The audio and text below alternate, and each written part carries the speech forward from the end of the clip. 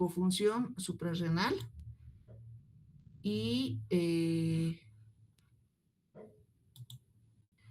ahí está. Le están viendo, ¿verdad? Como presentación. Sí, doctor, está en pantalla completa. Súper. Ahora, bueno, hablando un poco de la glándula suprarrenal, algo interesante que tienen que recordar es que esta deriva de la cresta urogenital. O sea, son dos elementos en una glándula que, aunque es pequeña, tiene dos orígenes diferentes. Uno de ellos va a ser el mesodermo, que va a derivar en la corteza, y el otro, no, lo siento los compañeros, la corteza que deriva del mesodermo y la médula que deriva del neuroectodermo, ¿sí? Ah, entonces, hablando un poco de anatomía, vamos a recordar que las glándulas suprarrenales son órganos en forma piramidal, se localizan en región retroperitoneal, y algo que siempre tienen que recordar es el tamaño de las glándulas, que siempre son pequeñitas. O sea, miren, esta mide de 2 a 5 centímetros, pesan 4 gramos. Sin embargo, pese al tamaño pequeño que tiene comparado con otros órganos, estamos viendo que existen dos tipos, ¿no? La corteza y la médula. Ahora, se encuentra localizado en la cara superomedial de los riñones, envueltas en la capa adiposa y englobadas junto al riñón por la fascia renal. Respecto a la histología, quiero que vean esta imagen. Les decía que la glándula, hemos dicho que tiene dos orígenes, la médula del neuroectodermo y la corteza del mesodermo. Ahora, la corteza ocupa la mayor parte del volumen del total de la glándula suprarrenal. Sin embargo, existen, en esta está localizada tres zonas que nosotras las vamos a llamar la zona glomerular, la zona fascicular y la zona reticular. Ahorita les voy a mostrar las características de cada una de las células histológicas. La célula glomerular solamente va a constituir un 15%. La célula fascicular va a ser un 75%. Y la zona reticular solo un 5%. O sea, es menor cantidad. Entonces, más o menos va así. Recuerden, se encuentra en el polo superior del riñón, retroperitoneal, forma piramidal, que mide de 2 a 5 centímetros, pesa 4 gramos, ¿ok? Esta glándula suprarrenal, lo que nos vamos a enfocar más ahora cuando hablamos de hipofunción suprarrenal es el tema de la corteza. En la corteza está, bueno, la glándula está separada por la cápsula, y después de la cápsula esta es la cápsula, viene la corteza, que va a dividirse siempre en este orden: zona glomerular, zona fascicular, zona reticular. La zona fascicular es la más importante. De la zona glomerular, ustedes van a ver que son como células que están apiladas, tienen una forma como rectangular, mientras que estas son más largas, ¿ya? Y la zona reticular, que son más pequeñitas. Ahora, quiero que vean esta imagen. Entonces, aquí en la zona reticular, ven, es como cuadraditos chiquititos. Luego están estos como rectángulos parados y esta más cuadrada. Si se dan cuenta, sí se llega a evidenciar, ¿no?, que en la zona fascicular existe como mayor mitosis, están más apretadas y es mayor cantidad. Y en cambio, en la zona glomerular está intervenida por restos de fibrosis, ¿ok? ¿Qué es lo importante? Y esto siempre es pregunta de examen, o siempre les van a decir: la zona glomerular es la encargada de producir mineralocorticoides. En los mineralocorticoides, la más importante va a ser la aldosterona. Luego sigue la zona fascicular, en la cual se va a hacer la producción de los glucocorticoides con la producción de la cortisona y sus equivalentes, principalmente el cortisol. Y luego tenemos la zona reticular, que va a producir las hormonas sexuales o andrógenos. ¿Ok? Deme 2 segunditos, voy a dejar de compartir y voy a admitir a los demás. ¿Listo? La clase. Entonces, Ustedes pueden ver que lo que nos interesa de la zona de la corteza suprarrenal, y hablando de hipofunción suprarrenal, es la zona. ¿Cuál zona hemos dicho que produce el cortisol? ¿La glomerular, fascicular o reticular?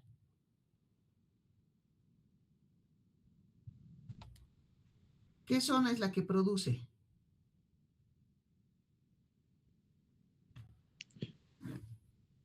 La glomerular. La fascicular. La fascicular es el cortisol, la glomerular es la aldosterona. ¿Listo?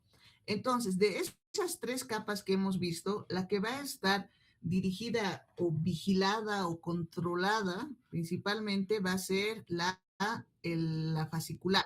¿Por qué? Porque esta tiene al hipotálamo, luego está la hipófisis y las adrenales. Ahora, como hay un control del hipotálamo, esta es la hormona liberadora de corticotropina, también influyen en la producción de esta, el ritmo diurno, o sea, ¿se acuerdan de que una de las hormonas que mejor representa el ciclo circadiano va a ser el cortisol, ¿no? Que dependiendo de la luz solar es la producción. Por ejemplo, ahorita que estamos en invierno y los días son más cortos, quiere decir es que su ciclo se está acortando, mientras que en primavera, que es son días largos y soleadas, el cortisol cambia su ritmo. Y cuando viajamos a otros lugares, como por ejemplo China, ahorita que es de noche, este ritmo se va alterando y va afectando a nuestras hormonas. El estrés, el cortisol es una hormona puramente de estrés. La hipoglicemia, la hipertensión, la fiebre, el trauma y la cirugía. Por ejemplo, en pacientes que van a ser operados de peritonitis, apendicitis, hay una sepsis, la que más se va a activar por la fiebre va a estimular a la hormona liberadora de corticotropina. Esta va a estimular a la ACTH, la hipófisis, y esta va a llegar a producir aumento del cortisol. Ahora, ¿qué hace el cortisol? Y eso también es importante que veamos. Tiene dos acciones principales, en el metabolismo y en el sistema cardiovascular. En el sistema cardiovascular, por ejemplo, si un paciente se tiene que operar o un paciente, por ejemplo, tiene un accidente, pierde sangre, o una cirugía, ustedes tienen que tomar en cuenta que es una situación de alto estrés, o sea, el cuerpo tiene que cambiar. No es lo mismo que ahorita el corazón está latiendo, no estamos haciendo ejercicio, no hay una situación que obligue al cuerpo a activarse. En cambio, cuando existe un accidente, tienen que aumentar. O sea, por ejemplo, si hay una cirugía, necesita activarse la fiebre, necesitamos efecto presor de las catecolaminas y tiene que mejorar el gasto cardíaco porque se está haciendo una redistribución de todo el sistema, ¿no? Entonces, el cortisol va a aumentar la contractilidad cardíaca, aumenta el gasto cardíaco y hay un efecto presor de catecolaminas. Mientras que por el otro lado, en el metabolismo, tiene una acción también de obtener energía, ¿ya? O sea, por ejemplo, para correr, para que la cicatrización sea más rápida, para que estimule la liberación de los linfocitos, se necesita energía. ¿Y cómo vamos a obtener la energía en el cuerpo humano? A través de la glucosa. Y esto, entonces, el cortisol dice, necesitamos glucosa en el cuerpo, tengo que aumentar la gluconeogénesis, la glicogenólisis, la proteólisis, la lipólisis. Si se dan cuenta, estos elementos o estos mecanismos tienen un objetivo, liberar glucosa en la sangre, ¿ok? Seguimos. Ahorita les voy a activar a sus compañeros, ¿listo? Esta, para que vean, primero hay que recordar que el cortisol es una hormona peptídica, ¿ok? Entonces, esta se deriva de prohormonas, prohormonas, luego prohormonas y luego hormonas. En este caso, esta es una de la ACTH, que es importante porque ustedes van a ver la diferencia entre la hipofunción. Tenemos la prepropiomelanocortina, la propiomelanocortina, luego es una pro-ACTH y en este caso va a liberar a una prohormona, la ACTH, y la hormona estimulante de melanocitos, que esto también es importante, está derivada junto con la ACTH. Entonces, recordemos, siempre les decimos que lo más importante en un paciente en endocrinología es recordar los ejes. ¿Listo? Entonces, aquí hay un estimulante que hace que se libere la hormona liberadora de corticotropina. La hormona liberadora de corticotropina del hipotálamo llama a sus estimulantes, dice la ACTH, pero la ACTH al producirse es con una prohormona, la propia melanocortina, que le va a llevar a la liberación de la hormona estimulante de melanocitos y las beta-endorfinas. La ACTH, que se va a derivar de esta prohormona, va a llevar a la corteza suprarrenal, va a decir produce cortisol. El cortisol va a decir incrementaremos la gluconeogénesis para contrarrestar la hipoglicemia. La hormona estimulante de melanocitos va a llevar a la producción de melanocitos que van a llevar producción de melanina y la pigmentación de la piel. Y las beta-endorfinas, que también están, van a hacer disminuir el dolor para mejorar la circulación. Espérenme un ratito, voy a habilitar a su... Haremos, perdón, eso de no manejar. Listo. Entonces, estamos en esto. Ahora, las características de la secreción de la ACTH es que, les decía, son 4.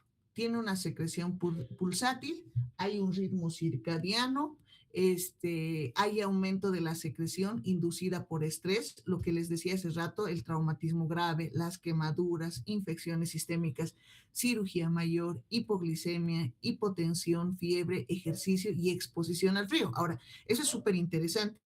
Les decía que la secreción de la ACTH y el cortisol está modificada en el invierno, principalmente por la luz solar, pero también ahorita va a incrementarse por la exposición al frío. ¿Por qué?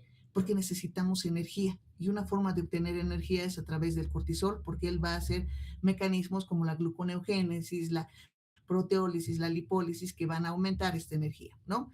Y cuando ya tenemos una buena cantidad de cortisol, hay una retroalimentación negativa. Algo que se llama el jet lag es que esta es la enfermedad, no sé si es enfermedad, es una característica de personas que tienden a viajar mucho al otro continente, ¿no? Entonces, lo que les decía de China, se dice que cuando nosotros, si ahorita viajamos hasta China, nuestro ritmo circadiano va a tardar como 2 semanas para volver a coordinar, o sea, digamos, a secretarse en la mañana, en la noche. Como todo ha cambiado, la luz solar ha cambiado, las personas que viajan eh, tienen como una especie de depresión, cansancio, falta de energía, todo secundario a esta alteración en la secreción de la ACTH, y esto hace que pues muchas personas se sientan deprimidas y es interesante porque estas personas dicen, pues están tristes, se sienten mal,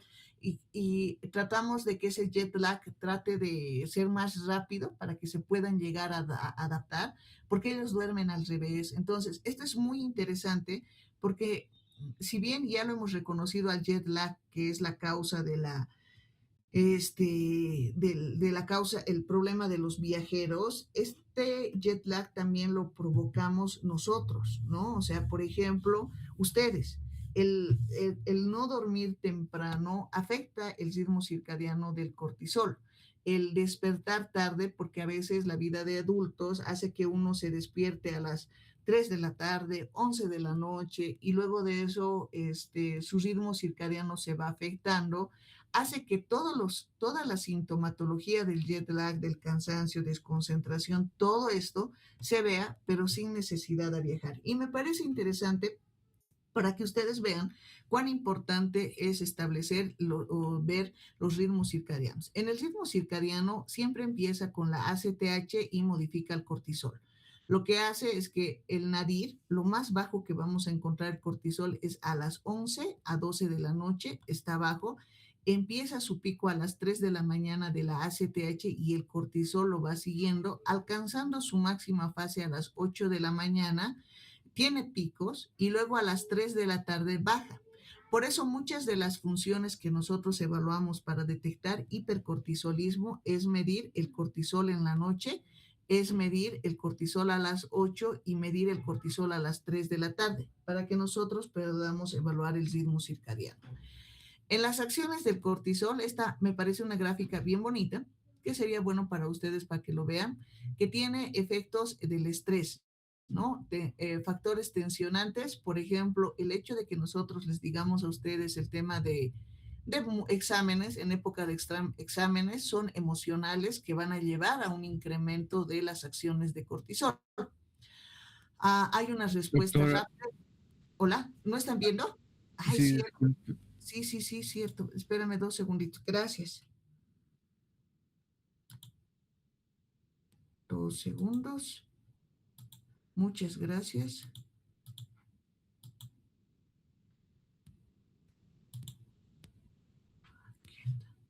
Espérenme. Ya. Este es lo que le decía el ritmo circadiano. El efecto que nosotros vemos en el nadir y lo más bajo se llama el nadir, las puntas a las 8 de la mañana y a las 3 de la tarde. Y esto es lo que les decía de el cortisol, que los efectos, el estrés y los efectos generales. Entonces, en el tejido adiposo va a causar lipólisis que llevan a una menor captación de glucosa. O sea, si no entra azúcar o glucosa al tejido adiposo, se va a quedar esta en en el torrente sanguíneo, que eso es lo que necesitamos para que otros lo atrapen. En el músculo esquelético hay un aumento de la proteólisis, ¿ya? Y esto también nos va a ayudar. Esto, si ustedes también ven el tema del cortisol, nos ayuda mucho a entender la pérdida de peso en el paciente con diabetes. Pero bueno, ese es otro. En el hueso tiene un efecto con disminución de la síntesis de colágeno, disminución de la actividad osteoblástica, que lleva a un incremento de la resorción ósea. O sea, el tema del cortisol afecta al hueso porque incrementa la resorción ósea. Luego hay un incremento de la sensibilización de las catecolaminas con incremento de la adrenalina y noradrenalina y bloqueo de activación de la noradrenalina. En el hígado va a ser la gluconeogénesis que lleva indirectamente a una secreción de insulina. O sea, tratamos de obtener energía, glucosa, pero no es la que ayuda a proteger, sino es la que gasta, si vale el término. En algo interesante, por ejemplo, ustedes ya han pasado ginecología y ustedes saben que en ginecología, nosotros, cuando hay un parto prematuro, lo primero que le hacen a la mamá es ponerle un esquema de cuando estamos en prematuridad. ¿Qué ponen? Hay una amenaza de parto prematuro, se interna a la paciente, le damos reposo y luego le ponemos acción, ¿qué es?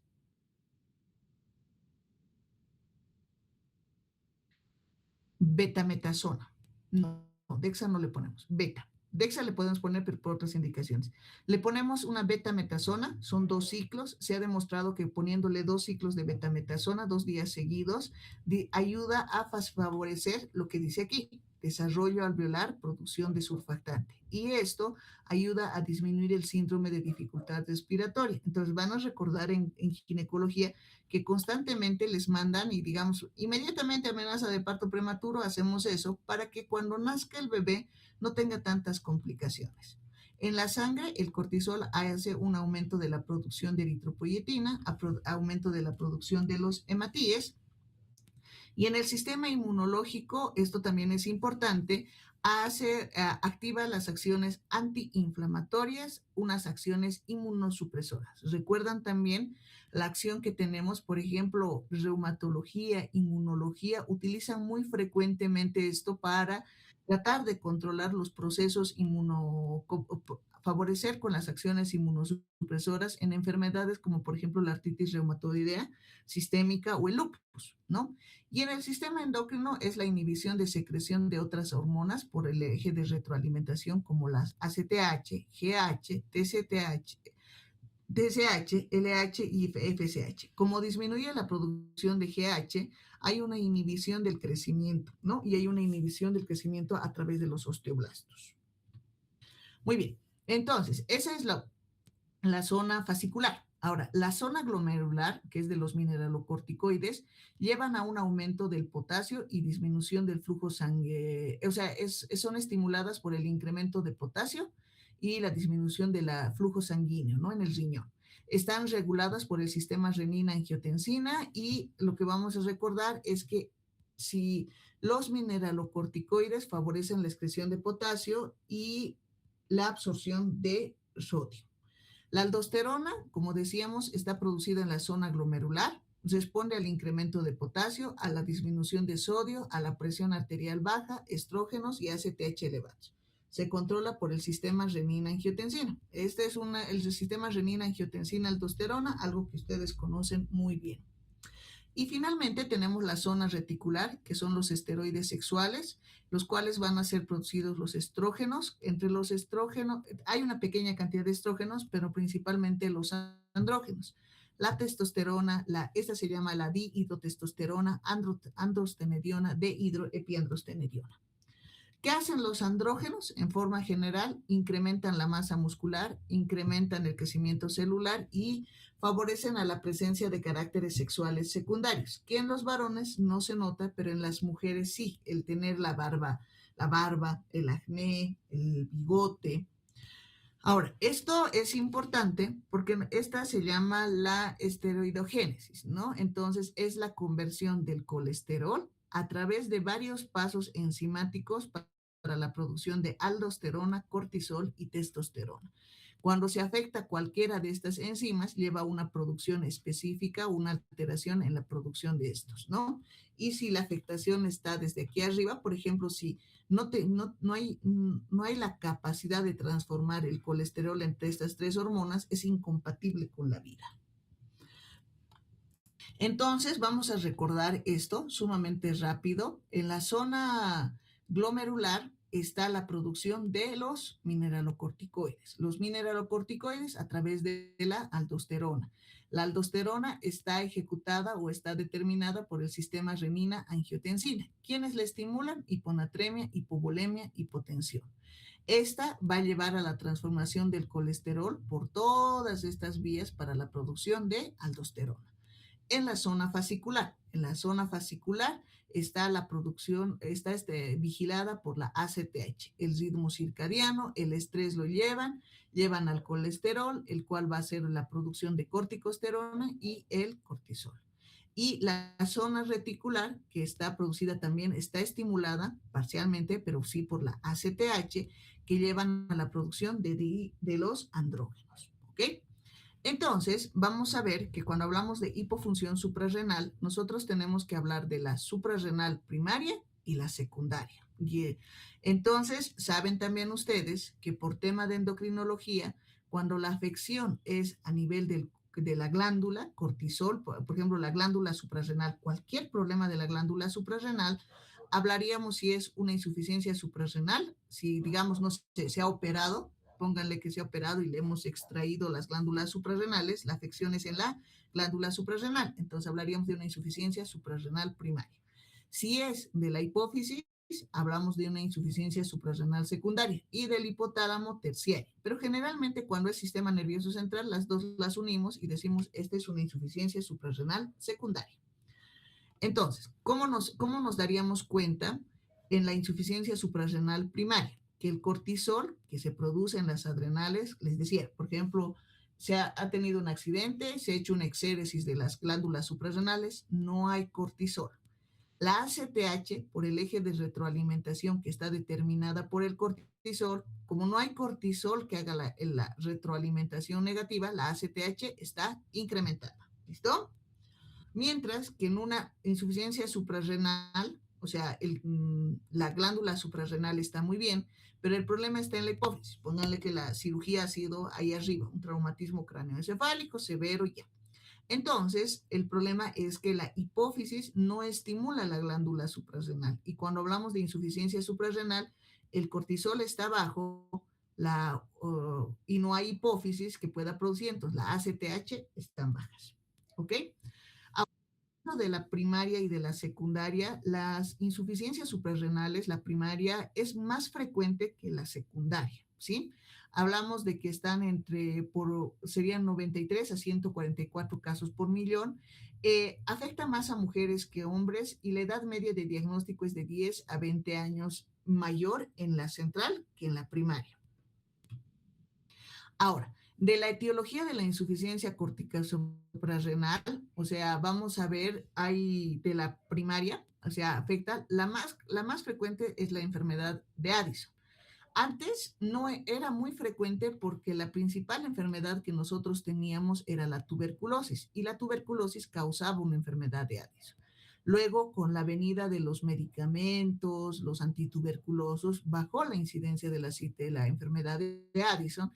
Sin embargo, actualmente, por la presencia del VIH o el resurgimiento, aparece nuevamente la tuberculosis y aparece la enfermedad de Addison. Otras causas van a ser las autoinmunitarias, puede ser esporádica. Hay el síndrome poliendocrino autoinmunitario tipo 1, que es súper raro, que quiere decir que afecta a varias glándulas endocrinas, en las cuales son más de origen autoinmunitario, como su nombre dice. Entonces, son pacientes que tienen enfermedad de Addison, hipoparatiroidismo, insuficiencia gonadal primaria, hay candidiasis mucocutánea. Es muy, muy raro, pero es una causa.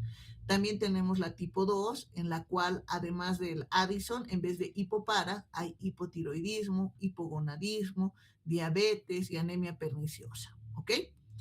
Entre las infecciones, como hemos dicho, las tuberculosis, micosis, infección por citomegalovirus, infección por VIH. Pueden existir metástasis tumorales que han afectado a la glándula suprarrenal. Infiltraciones como la amiloidosis, hemocromatosis o, por ejemplo, una hemorragia intrasuprarrenal, a veces por traumatismos abdominales cerrados o posterior a una meningocosemia. Esta sí se conoce como el síndrome de Waterhouse-Friedrich y adrenoleucodistrofias, ¿no? La que nosotros, por ejemplo, en pediatría vemos son las hipoplasias suprarrenales congénitas, hay también los síndromes de resistencia y otra, la suprarrenalectomía bilateral, ¿no?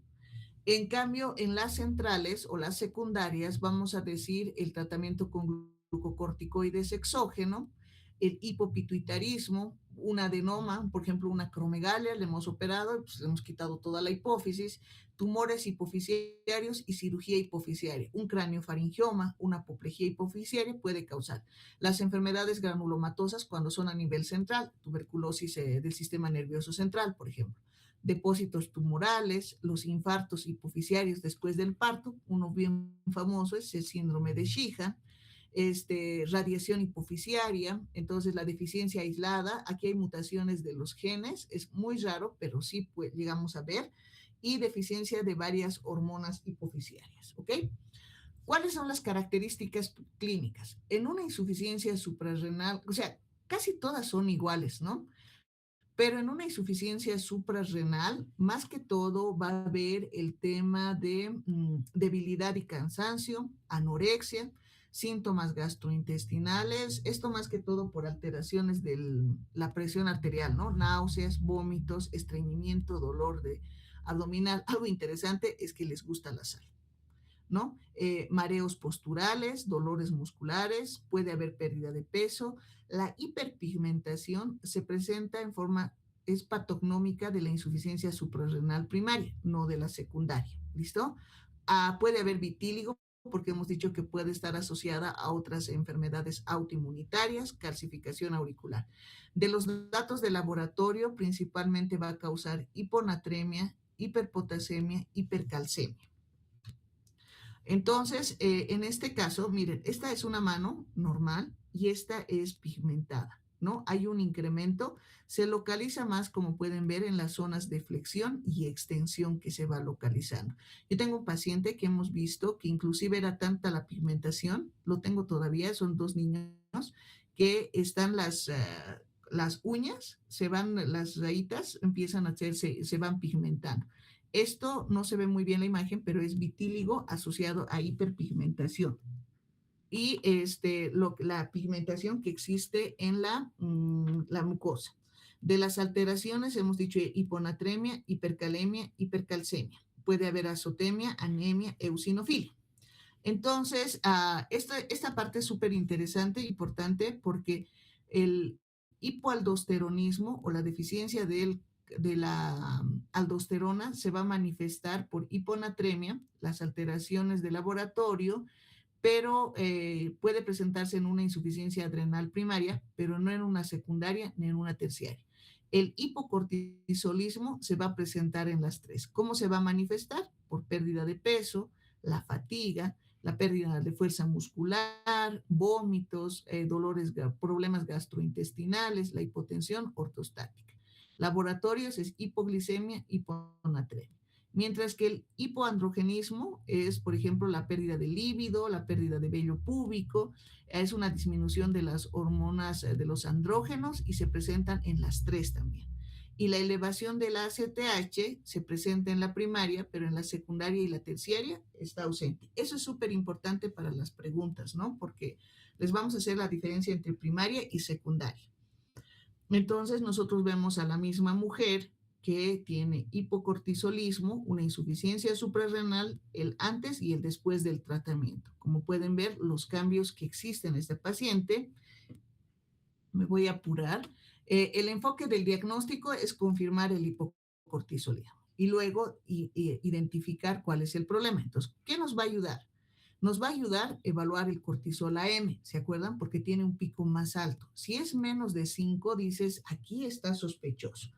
Pero junto con el cortisol se debe evaluar la ACTH. Ahora, una forma de evaluar también y decir si realmente tiene hipocortisolismo es la prueba de estimulación con CRH, que se acuerdan es la hormona liberadora de corticotropina.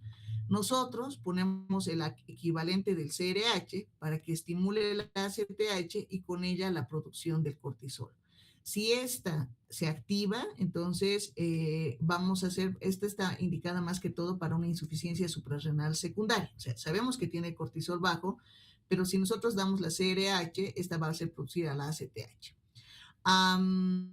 Esta principalmente es para evaluar otras alteraciones como el síndrome de Cushing o el síndrome de ACTH ectópica. Entonces, lo que hacemos es el cortisol AM, si está menos de 3, dices, esto hay que medir y hay que medir la ACTH. Si está baja o normal o elevada, y esta te va a dar el diagnóstico. Con menos de 3 es hipocortisolismo. Ahora, si es más de 15, está normal. Ahora, si es de 3 a 15, tendríamos que hacer una prueba de estimulación y confirmar si es una insuficiencia suprarrenal primaria o secundaria.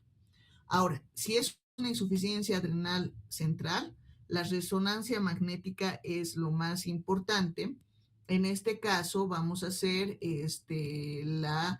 una resonancia para evaluar si el hipotálamo o la hipófisis son el problema, ¿ya? Si es una insuficiencia adrenal primaria, pues hay que ver si hay una alteración, una enfermedad como una insuficiencia suprarrenal o una hiperplasia suprarrenal congénita.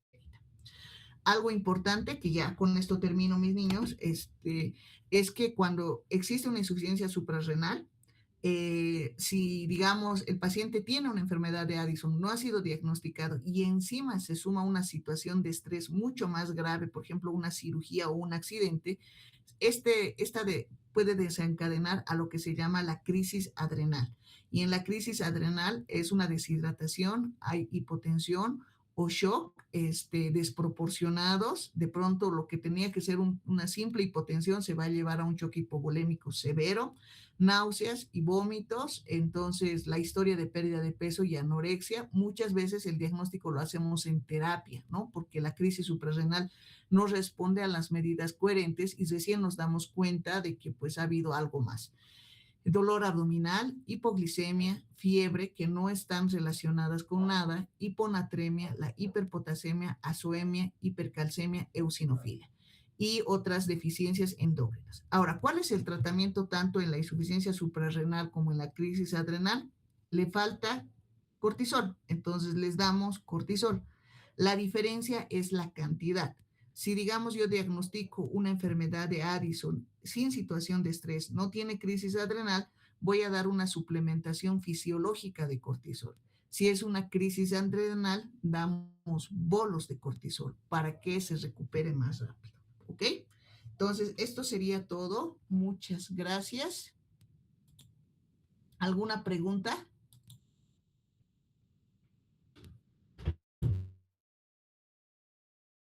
Ok, todo claro. Vayan a sus prácticas. Nos vemos. Gracias. Adiós.